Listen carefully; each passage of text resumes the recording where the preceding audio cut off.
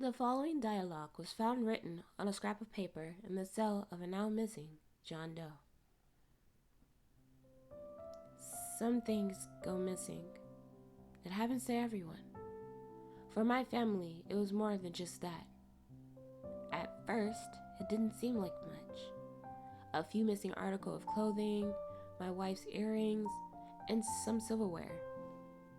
Then it started to change, and things weren't just going missing anymore. Chairs would be moved to the opposite side of the room.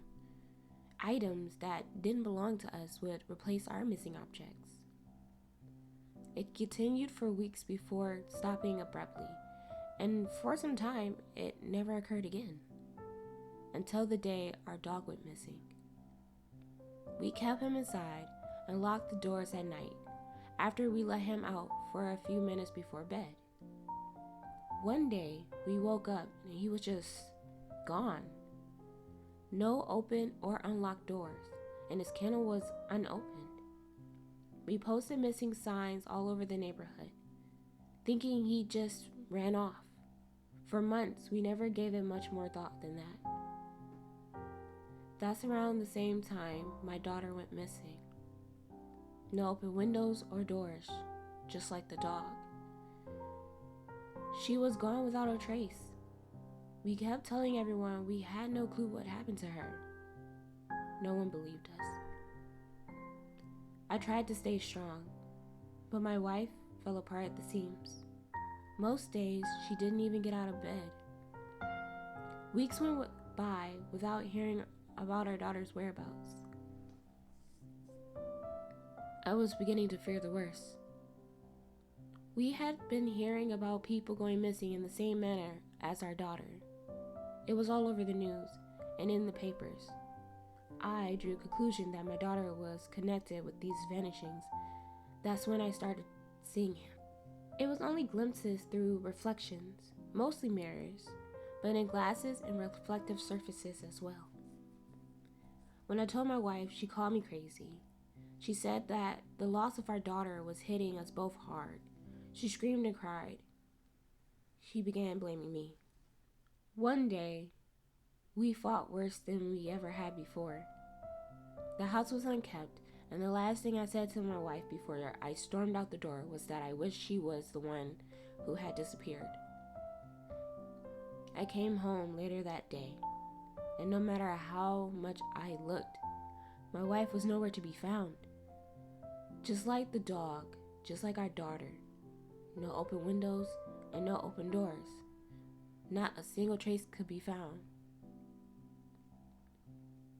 Before they locked me up, I continued to catch glimpses of him behind me. So strange that I only ever caught them in reflections.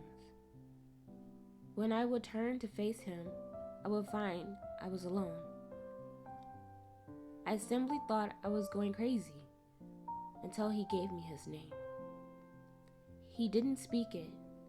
I don't think it talks or makes any noise at all.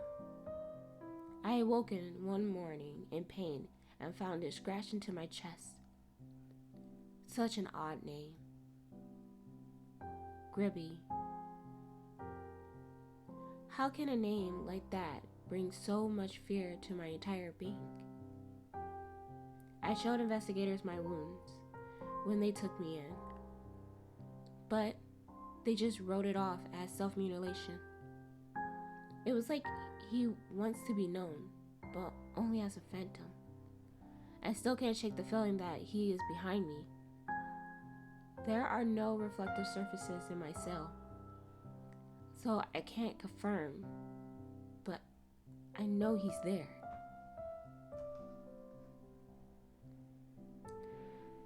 I'm writing this in the dark. My cell is locked. There are no windows, and I think he's going to take me. The police found this letter in an empty cell where a father had been held to await questioning on the disappearance of his wife and daughter. There were no signs of a struggle. The cell was locked tight, and there was no possible escape without being let out by security. He was simply gone without a trace. Further investigation is pending on his and his family's disappearance.